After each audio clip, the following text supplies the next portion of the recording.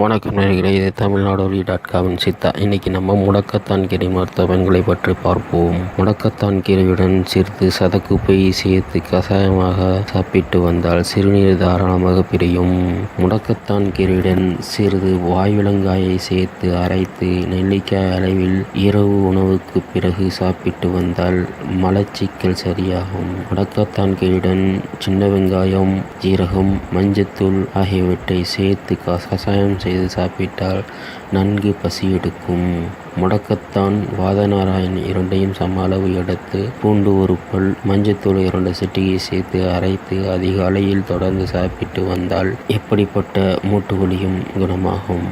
முடக்கத்தான் கீரை சாறில் சுக்கு, மஞ்சள், வெந்தயம் ஆகியவை சம அளவு எடுத்து ஊற வைத்து உலர்த்தி பொடியாக்கி தினமும் காலை மாலை 2 வேளை 2 கிராம் அளவில் சாப்பிட்டு வந்தால் வாத நோய், பக்கவாதம், முடக்குவாதம், இடுப்பு வலி, முதுகு தண்டு வலி போன்றவை சரியாகும்.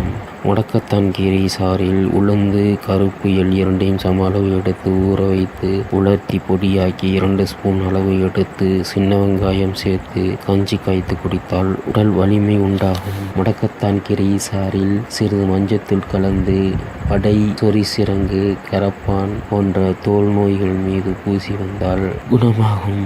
முடக்கத்தான் கீரையுடன் 2 கடுக்காய் தட்டி போட்டு கஷாயமாக்கி சாப்பிட்டால் மூல நோய் குணமாகும். முடக்கத்தான் கீரை சாறில் கருப்பு எள் அரைத்து சாப்பிட்டு வந்தால் மாதவிலக்கு உண்டாகும். முடக்கத்தான் கீரை சாறை சில துளிகள் காதில் விட்டால் காதில் வலி குணமாகும்.